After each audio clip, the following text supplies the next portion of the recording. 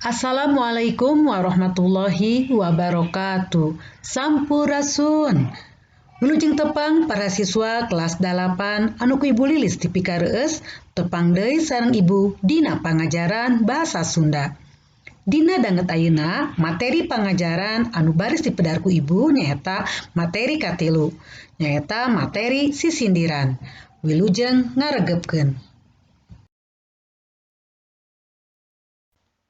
Anapun kompetensi dasar materi sisindiran ngawengku hiji kompetensi dasar pengetahuan, memahami dan mengidentifikasi bentuk, struktur teks, aspek kebahasaan dan fungsi sosial puisi sisindiran.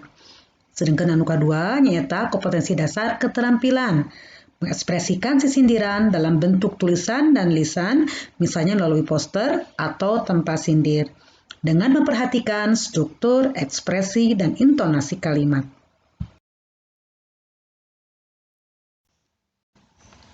Sate acan urang medar perkawis materi sisindiran, ayeuna Ibu bade muterkeun heula contoh video sisindiran. Wilujeng nyakseni. Itu lain, ieu salah. Jadi jelema kudu ramah. Pulang kampung isin, mudik ulah diwajibkeun cicing di imah.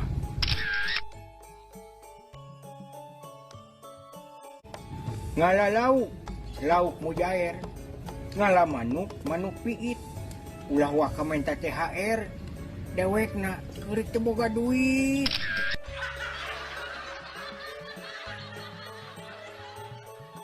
Di Bandung mah loba puyempuan.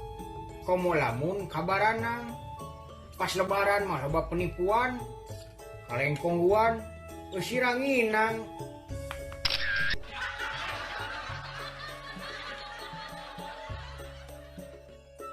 Lamun tunduhnya sarekeun atawa si beungeut meh seger.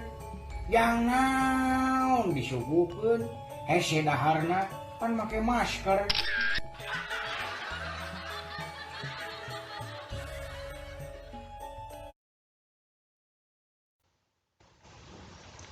Tah para siswa sabada hidup nyakseni sareng ngaregepkeun contoh sisindiran ti si cepot tadi, pangtosna hidup parantos tiasa kengeng gambaran sareng tiasa nyindekeun naon ari sisindiran teh. Sisindiran asal kecapna tina kecap sindir anu ngandung harti omongan anu dibalibirkeun, tanapi omongan anu henteu saujratna. Dina wangunan sejena, sisindiran nyaeta karya sastra Sunda anu ngagunakeun rakitan basa kalawan dibalibirkeun atanapi henteu langsung kana pamaksudan. Dina sastra Indonesia atanapi sastra Melayu, sisindiran sami sareng pantun. Sisindiran kaasup kana wangun ugeran. Hartosna yen sisindiran kauger ku sababaraha hal. Kauger hartosna terikat. Kahiji nyaeta purwakanti. Naon aya purwakanti? Purwakanti nyaeta padegeutna sora antar kecap atawa kekecapan nu aya dina hiji kalimah. Biasana padegeutna sora vokal. Anu kadua nyaeta jumlah engang dina unggal pada lisan. Hartosna jumlah suku kata dina unggal baris. Tah dina sisindiran mah biasana diwangun ku 8 engang atanapi 8 suku kata dina unggal barisna. Anu katilu nyaeta jumlah pada lisan dina unggal pada. Pada lisan hartosna baris, pada hartosna bait. Jadi dina sisindiran mah biasana diwangun ku 4 pada lisan. Pada lisan kahiji jeung kadua mangrupa cangkang, pada lisan anu katilu jeung kaopat mangrupa eusi. Supados hidup langkung artos, ayeuna regepkeun pedaran Ibu ngeunaan wangun sisindiran. Di dieu aya contoh 2 pada tanapi 2 bait sisindiran. Pada kahiji, majarkeun ti kota Roma ari karesepna ase. Majarkeun boga agama ari ibadah hararese. Teras pada nu kadua aya manuk dina pager. Nasukuna aya bola, lamun urang hayang pinter kudu getol ka sakola. Tah dina pada kahiji diwangun ku opat padalisan tanapi opat baris. Padalisan kahiji diwangun ku 8 ngang. Contohna majar, ken, ti, ko, ta, ro, ma. 8. Pon kitu deui. A, ri, ka, re, sep, na, a, se. Sami di padalisan kahiji 2, 3, 4 sadayana diwangun ku 8 ngang tanapi 8 suku kata. Terus kumaha ena purwakantina? Tingali coba. Majarkeun ti kota Roma tungtungna A. Ari karesepna AC tungtungna E. Tingali dina padalisan katilu. Majarkeun boga agama A. Ari ibadahna hararese E. Jadi purwakanti itu biasana padalisan kahiji purwakanti sarua jeung padalisan katilu. Padalisan kadua sarua purwakanti jeung padalisan kaopat. Tah kitu deui sareng anu pada kadua. Aya manuk dina pager, nasukuna aya bola, lamun urang hayang pinter kudu getol ka sakola. Ieu oge sami purwakantina pager E, bola A. Pager sarua jeung pinter E jeung E. Bola jeung sakola. Jadi purwakanti itu sarua padeuketna sora, biasana di sora panungtung atau napi akhir kecap. Tah dupina eta barudak anu tiasa hidup diregepkeun dipelajari deui geuningan kieu wangun atau napi struktur sisindiran teh. Tah barudak sabada hidup tadi parantos ngargepkeun padaran ibu ngeunaan naon ari sisindiran sareng kumaha wangun sisindiran. Ayeuna urang ngabahas ngeunaan papasingan sisindiran atau napi rupa-rupa sisindiran. Dumasar kana eusina sisindiran dibagi jadi 3 rupa. Aya sisindiran piwuruk atau napi nasehat, sisindiran silih asih, sareng sisindiran sesebred atau napi banyol. Contoh sisindiran piwuruk dangukeun nya. Aya manuk dina pager, nasukuna aya bola, lamun urang hayang pinter kudu getol ka sakola. Teras nu kadua nyata contoh sisindiran silih asih. Mencit meri dina rakit, boboko wadah bakatul, lain nyeri ku panyakit, kabogoh direbut batur. Nah, anu katilu nyaeta sisindiran sesebred atau napi banyol. Contohna, cau naon, cau kulutuk di juru, bau naon, bau hitut nu di juru. Tah, eta barudak contoh tina rupa-rupa sisindiran dumasar kana eusina. Salajengna papasingan sisindiran dumasar kana wanguna tapi strukturna. Dumasar kana wanguna sisindiran dibagi jadi 3 rupa. Nu kahiji wawangsalan, kadua paparikan, katilu rarakitan. Ayeuna urang ngabahas sisindiran anu kahiji nyaeta wawangsalan. Wawangsalan mangrupa salah sahiji jenis sisindiran anu diwangun ku 2 padalisan atau napi 2 baris dina unggal padana.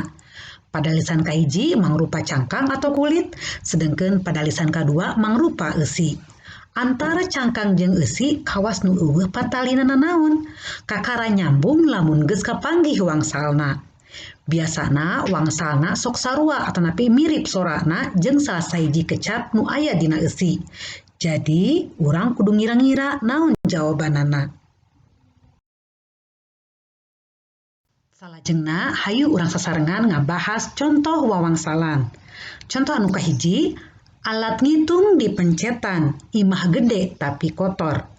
Padalisan kahiji mangrupa pituduh, nyata alat ngitung dipencetan. Imah gede tapi kotor, kecap kotor dina eusi mangrupa kecap anu padeukeut sorana jeung jawaban nu aya dina wangsalna. Jadi wangsalna nyata kalkulator. Anu kadua, panumpangna diuk dihareup ulah lempang bari maca.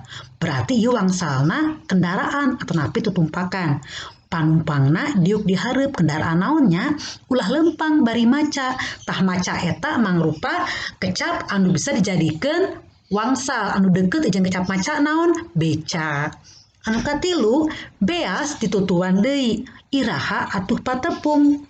Patepung mangrupa kecap pituduh pikeun neangan jawaban dina wangsalna. Beas ditutuan. Iraha atuh patepung, pung tayangan kecap anu sarua jeung patepung, padeukeut sorana jeung patepung. Artina beas anu ditutuan teh nyaeta tipung. Tah eta barudak contoh-contoh wawangsalan. Mudah-mudahan hidup langkung ngartos ayeuna nu kumaha ari sindiran wangun wawangsalan. Salajengna nyaeta jenis sindiran anu kadua, paparikan. Paparikan nyaeta salah sahiji jenis sindiran nu diwangun ku opat padalisan dina unggal padana. Padalisan kahiji jeung kadua mangrupa cangkang, padalisan katilu jeung kaopat mangrupa eusi. Jumlah ngang tiap padalisan nyaeta 8 ngang atau napi 8 suku kata. Teras ciri paparikan kudu murwakanti laras wekas, hartosna sarua atawa padeukeut sora tungtungna. Contohna padalisan kahiji jeung katilu kudu padeukeut sora sarta murwakanti tungtungna. Padalisan kadua jeung kaopat kudu padeukeut sora sarta murwakanti tungtungna. Jadi padalisan kahiji sami jeung katilu, padalisan kadua sami jeung kaopat sora tungtungna. Ayeuna urang ngabahas contoh paparikan. Pada anu kahiji, kakulah nyiar kapiting, ngocok endog bobodasna, ulah sok liar ti peuting, sok loba gogodana. Katingalipan ku hideup dina paparikan aya anu sami nyaeta padeukeut sora antara padalisan kahiji sareng padalisan katilu. Kapiting sareng peuting, bobodasna sareng gogodana. Teras dina pada kadua mencit meri dina rakit, boboko wadah bakatul, lain nyeri ku panyakit kabogoh direbut batur. Tah dina ieu kaciri pisan, rakit jeung panyakit padeukeut sorana, bakatul jeung batur padeukeut sorana atanapi murwakanti laras wekas sarua sora panungtungna. Eta ciri dina paparikan. Contoh paparikan. Pada kahiji, kakulah nyiar kapiting, ngocok endog bobodasna, ulah sok liar ti peuting, osok loba gogodana. Di dieu katingali pisan kecap kapiting padeukeut sorana jeung peuting, kecap bobodasna padeukeut sorana jeung gogodana. Terus purwakanti laras wekas sarua sora tungtung pokalna i a, ing na, ing na. Jadi vokalna aya i selingan ku a, nu katilu i deui, nu kaopat a deui. Ayeuna paparikan pada kadua, mencit meri dina rakit, boboko wadah bakatul, lain nyeri ku panyakit, kabogoh direbut batur. Eta oge sami, janten rakit padeukeut sorana sareng panyakit, bakatul padeukeut sorana sareng batur. Tah eta ciri-ciri anu aya dina bentuk sisindiran paparikan. Tah para siswa, sabada urang tadi parantos ngabahas ngeunaan wawangsalan sareng paparikan, ayeuna urang pedar ngeunaan jenis sisindiran anu katilu nyaeta rarakitan. Rarakitan nyaeta salah sahiji jenis sisindiran nu diwangun ku opat padalisan dina unggal padana. Sami sareng paparikannya, padalisan kahiji jeung kadua mangrupa cangkang, padalisan katilu jeung kaopat mangrupa eusi. Jumlah engangna tiap padalisan oge sami nyaeta 8 engang. Mung ciri rakitan nyaeta salian kudu murwakanti sora tungtungna atau nepi sarua sora tungtungna, kecap mimiti nu aya dina cangkang sok dibalikan deui jadi kecap mimiti dina eusi anu disebut papak atawa midoan kawit. Supados langkung jentre hayu urang tingali contoh rarakitan. Tah barudak sabada urang tadi parantos ngabahas naon wawangsalan, kumaha contona, teras naon iri paparikan, kumaha contona. Ayeuna urang lajengkeun ngabahas contoh rarakitan. Aya 2 pada anu ibu bade dipedari dieu. Pada kahiji, sing getol nginum jajamu nu guna nguatkeun urat, sing getol neangan elmu nu guna dunia akhirat.